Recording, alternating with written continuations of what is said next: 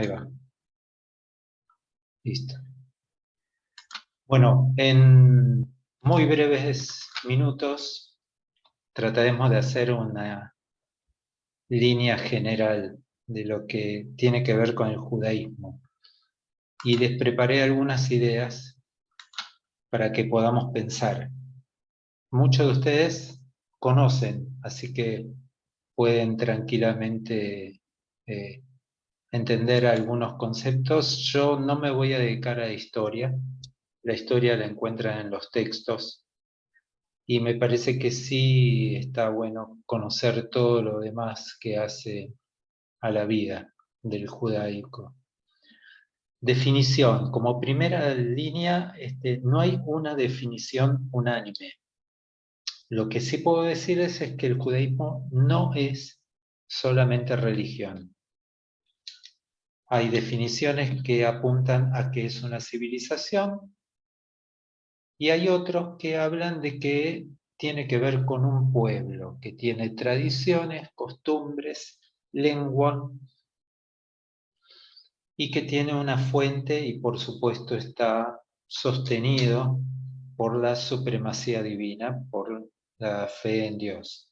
Lo que pasa es que hay muchísimos judíos que se declaran ateos, por lo cual no podemos hablar en ese sentido de que sea religión. Y por supuesto también el judaísmo tiene que ver necesariamente con la tierra de Israel, desde su historia, su pertenencia desde el rey David en adelante. Entonces, ese es el primer punto. No hay solamente una única definición y no es exacto decir que el judaísmo es igual a religión, por lo menos desde mi línea que transmito. Hay diferentes corrientes teológicas y hay muchas divisiones dentro de la rama judaica. Están desde los más, llamémoslo, religiosos, entre comillas. Religiosos no me es una palabra muy simpática, pero la utilizo, que serían los ultraortodoxos, que son aquellos personajes que ustedes ven en las calles donde se visten con ropaje europeo y en particular que mantienen la barba larga y lo que son los flecos de los pelos, los peyes se llama, o peot en hebreo, que son partes que figura en la Torá, en el Pentateuco, que tienen que tener presente. Desde lo ultraortodoxo hasta lo más reformista hay muchas ramas. La menciono solamente la ultraortodoxia, entre ellas está Chabad Lubavitch, que ustedes conocen, que tiene un tinte místico. Está la ortodoxia o neo-ortodoxia, hay dos ramas diferentes. Está el conservadorismo, reformismo y reconstruccionismo. Este último, reconstruccionismo, es del 1930, o sea que es dentro de todas unas ramas más nuevas dentro de lo judaico. ¿Qué lo diferencia o qué lo centraliza? Una sola idea, que es el concepto de la ley judía. En hebreo se llama halajá. La halajá es lo que define lo ultra hasta lo más reformista o liberal que puede existir en el judaísmo.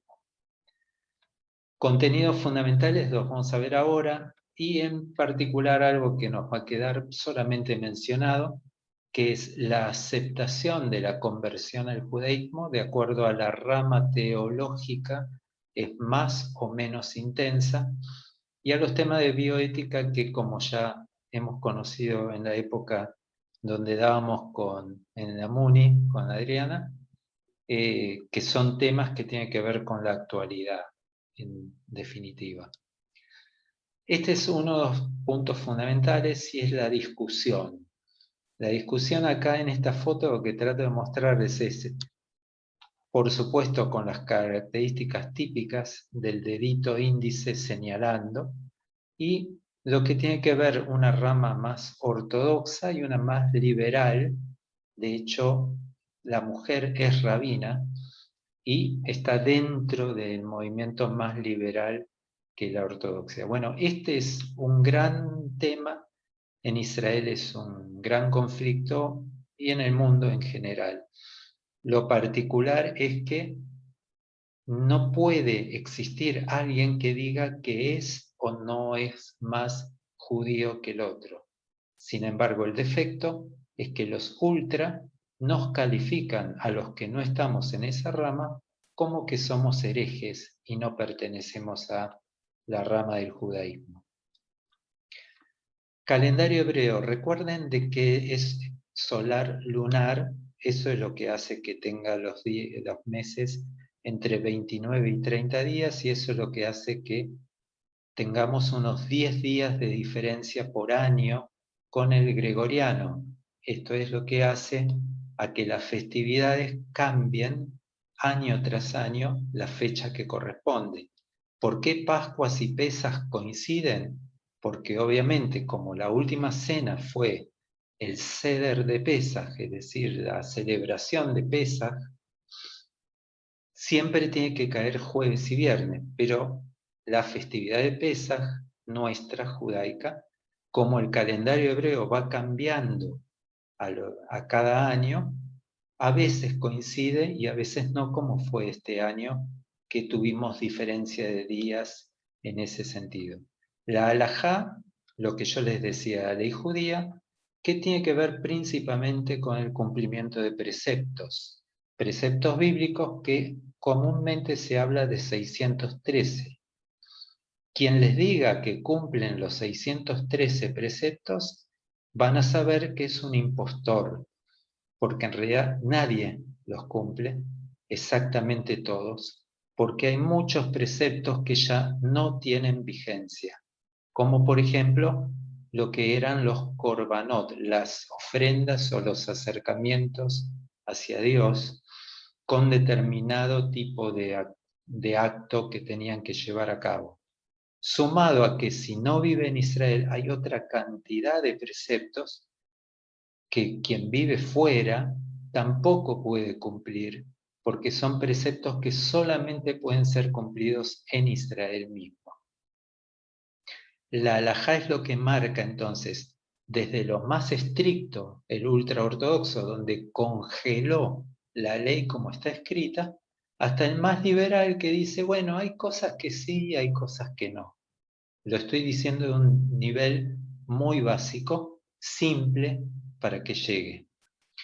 Funcionarios, por decirlo de alguna manera, hay diferencias. El rabino es el que hizo estudios especializados. Después de un estudio terciario, se hace la especialidad rabínica, que generalmente son aproximadamente 2 años.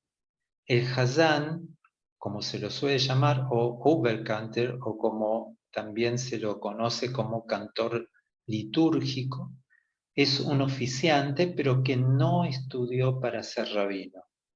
Seminarista es el que estudia para ser rabino, como es en el caso de Agustín, y Gabay, que es una palabra que no se suele escuchar mucho, pero es el ayudante, el monaguillo, que sería dentro del ámbito de la iglesia. Los rezos, hay diferentes tipos de libros, fundamentalmente hay uno que se llama Sidur. Sidur viene de la palabra seder, que es orden, y es simplemente una cantidad de plegarias, textos bíblicos, salmos, etcétera, que se conjugan en 3 momentos del día, a la mañana, a la tarde y al anochecer. El judío observante, esta es la palabra que quiero usar, reza en 3 momentos del día. Por eso no hablo de religioso, sino de observante en el sentido de que cumple con los preceptos de la Torá. Ahora, está el idioma y está también las diferencias que de acuerdo a la procedencia hay pequeñas diferencias en ese libro de oraciones. Hay un libro de oraciones para todos los días del año y hay otro que tiene más completos textos que es para los días solemnes, que es Rosh Hashanah, Yom Kippur, ¿sí? El Año Nuevo y el Día del Perdón. El Sefer Torah o rollo de Torah, Sefer es libro, pero generalmente hablamos de Sefer Torah cuando estamos hablando de los rollos que están escritos en cuero, en un cuero trabajado, escrito a mano con una pluma especial. Y que esto hace a que nos permita ser leído ritualmente durante todo el año. Se lee las 54 partes que está dividido el Pentateuco, comúnmente se lee una parte por semana. Comúnmente, a veces se leen 2 juntas.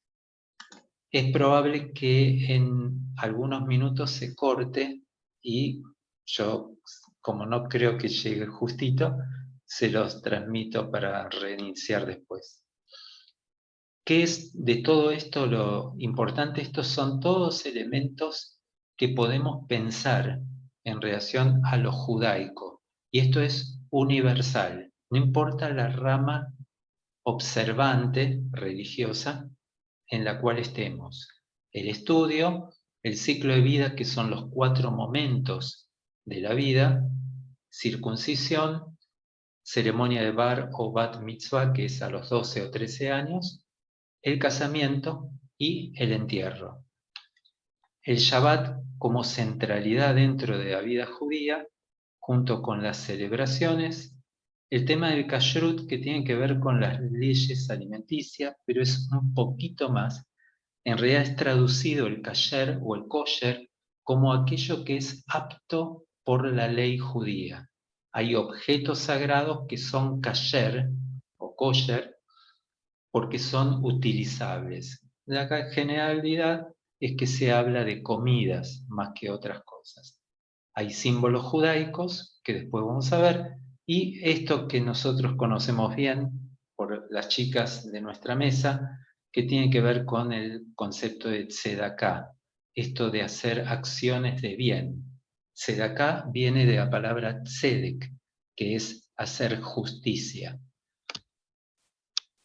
Estos son los símbolos, no son iguales, espero que noten la diferencia. En uno tiene 7, el otro tiene 9. Este es el común, se llama menorá.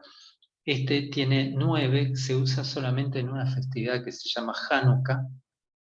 Esto se llama Hanukkah. Y esto que se pone en las puertas, que es la mezuzá, que es un tubito en el cual adentro hay 2 partes del Pentateuco que habla sobre marcar en las entradas de la casa con esto que nos recuerda el cumplimiento de los preceptos. Lo otro, toda parte ritual, que tiene que ver con el manto, hay diferentes, grandes, medianos, se llama talit, que nos cubre, y decimos una bendición, y esto que ven acá abajo, estos 3, que se llama tefilín, que son 2 cubos de cuero pintados con tiras de cuero. Adentro de los tefilín están estos pergaminos, que son partes de Torah, y todo esto se usa para rezar por las mañanas. De acá vamos al concepto de santidad de vida, y esto es todo que tiene que ver con, en hebreo se dice pikuach nefesh, el concepto del cuidado de la vida, y fíjense que la vida es central por encima del cumplimiento de los preceptos. La principal oración, abrir la mano al necesitado. Esto es fundamental y está remarcado en Torá, en el Pentateuco, más de una vez. Entonces, dentro de la creencia está Dios como el que otorga fuerzas, la importancia de la lectura de los salmos, la concurrencia de los servicios religiosos y llevar a cabo acciones solidarias. Sin embargo, un judío puede ser excelentemente judío solamente llevando acciones solidarias, independientemente que sea la parte ritual religiosa. Por supuesto que es fundamental, pero no lo distingue de otros seres humanos. Esto es una oración de Abraham Yoshua Heschel, es un rabino pensador contemporáneo, falleció hace pocos años, donde habla sobre la importancia del asombro, y que el asombro tiene que ver con esta capacidad de sentir la maravilla de la vida, y que los milagros tienen que ver con poder registrarlos y poder vivirlos independientemente de la magnitud que tiene. Frase central, para mi gusto, nos guía en todo sentido de la vida. Me'ain bata uleana taulej, ¿sí? ¿De dónde venís y hacia dónde te diriges? Es una de las preguntas esenciales que hace el judaísmo permanentemente. Esto es, para ubicarnos dónde estamos parados en la vida y qué es lo que estamos haciendo con nuestra vida. Pues nosotros tenemos un sentido de ser en la vida.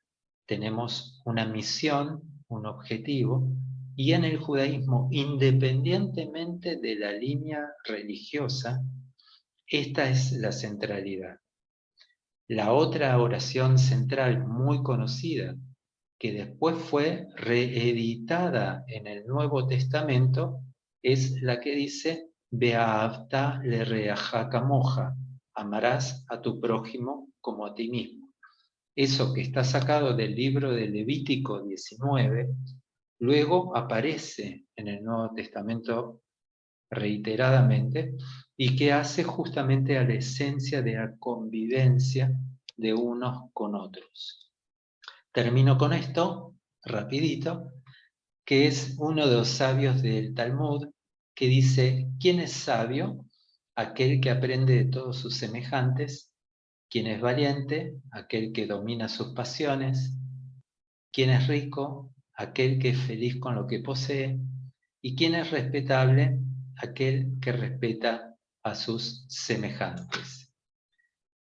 Esto es un pantallazo, un lerú, como era en nuestra vieja época, ¿sí? Esquemático, básico, apenas punteado, para poder pensar el judaísmo, ya no solamente desde la historia, porque es importante, y sus corrientes, sino por sobre todo por la esencia. La esencia del judaísmo es ser buena persona, ayudar al otro y reconocer algo que siempre digo, que es la humildad. Mientras tenga humildad, yo puedo tener convivencia con otros. Les dejo a ustedes la palabra. Dani, yo tengo algunas aclaraciones. No todos los judíos tienen este concepto que vos estás diciendo, No. básicamente, que tiene que ver con el cumplimiento de la ley. Y ahora, en esta clasificación que hiciste, no me estaría dando cuenta quiénes son los judíos que en sus predicaciones o su oratoria es muy parecida a los protestantes históricos. ¿No? Porque uno escucha a veces, nosotros como protestantes hacemos mucha referencia al Antiguo Testamento,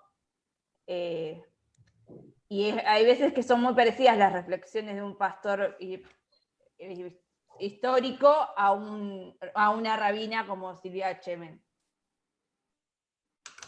¿Cuál sería tu inquietud? No, es que no me daría cuenta en esa clasificación que hiciste cuál es la línea del judaísmo. No hay una sola línea. Por eso vos hiciste ahí como al principio como un punteo. De que hay diferentes líneas, desde aquellos que congelaron, desde aquellos conservadores que dijeron, bueno, la ley es esta, ahora sí se puede hacer tal cosa. Por ejemplo, en Shabbat no se puede utilizar electricidad.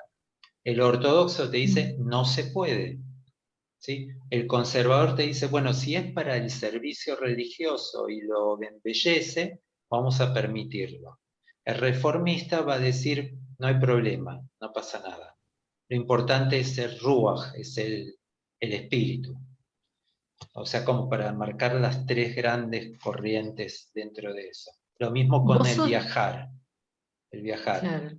Los ortodoxos dicen, Los sábados. ni ahí. El conservador dice, no puedes viajar salvo que estés muy lejos de la sinagoga y tengas que ir. Y el reformista dice, podés viajar, basta que vayas a la sinagoga. Perdón, Dani, ¿vos sos Hassan? No sé qué soy. Bien. Un problema teológico, el Dani. Yo ahí. estudié el terciario en el seminario rabínico.